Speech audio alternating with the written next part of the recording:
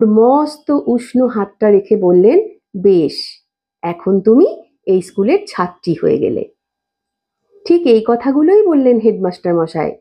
আর সেই মুহূর্তে তত্ত্বচানের মনে হলো, এই মানুষটার মতো চমৎকার একজন মানুষের সঙ্গে আগে কখনো ওর দেখা হয়নি। আসলে এর আগে কেউ কখনো তো ওর কথা এত মন দিয়ে শোনেইনি। এতক্ষণ ধরে একবারও হাই না তুলে, বিরক্তি বা ক্লান্তি প্রকাশ না করে একটানা ওর কথা শুনে গেছেন হেডমাস্টার মশাই। দেখে মনে হচ্ছিল কথাগুলোতে উনিও যেন ওর মতো মজা পাচ্ছেন। তত্ত্বচান তখনও সময় দেখতে শেখেনি, তবুও ও বুঝতে পারছিল যে বেশ অনেকটা সময় কেটে গেছে। যদি ওর সময়ের কোনো জ্ঞান থাকতো তাহলে ও সত্যিই অবাক হয়ে যেত, আর এই হেডমাস্টার মশাইকে আরো ভালো মনে হতো। কারণ মায়ের সঙ্গে তত্ত্বচান স্কুলে এসেছিল সেই সকাল 8টায়, আর যখন ওর কথা শেষ হলো আর হেডমাস্টার মশাই ওকে বললেন যে ও এই স্কুলের ছাত্রী হয়ে গেছে, তখন পকেট থেকে ঘড়িটা বার করে উনি বললেন, এই তো দুপুরের খাবার সময় হয়ে গেছে। মানে তত্ত্বচান নিশ্চয়ই 4 ঘন্টা ধরে টানা বকবক করেছিল।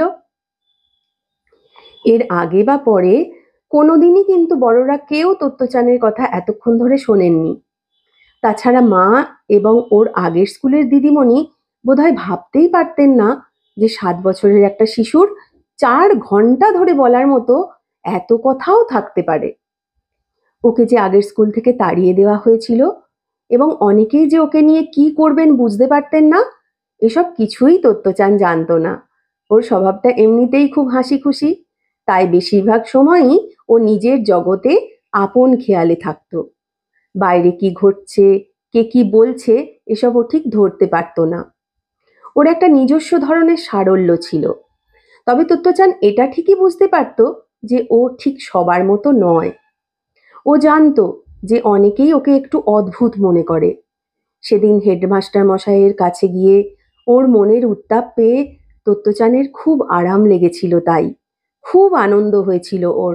মনে হয়েছিল এবার আর কেউ ওকে কিচ্ছু করতে পারবে না। ইচ্ছে হয়েছিল সারাটা জীবন এই মানুষটার কাছে থেকে যায়। পরিচয়ের প্রথম দিন হেডমাস্টার মশাই শোসাকু কোবায়াশিকে এতটাই ভালো লেগেছিল তত্ত্বচানের। ভালো কথা হলো, হেডমাস্টার মশাইয়েরও ঠিক এতটাই ভালো লেগেছিল ওকে সেদিন। আজ আমাদের গল্প পাঠের আসর এই পর্যন্তই থাকুক। এর পরের অংশটা আবার পরের পর্বে আমরা শুনব। কেমন লাগলো আপনাদের এই গল্প পাঠের আসর? 2টি পর্ব আপনারা শুনলেন। যদি ভালো লেগে থাকে আমাদের সঙ্গে থাকবেন।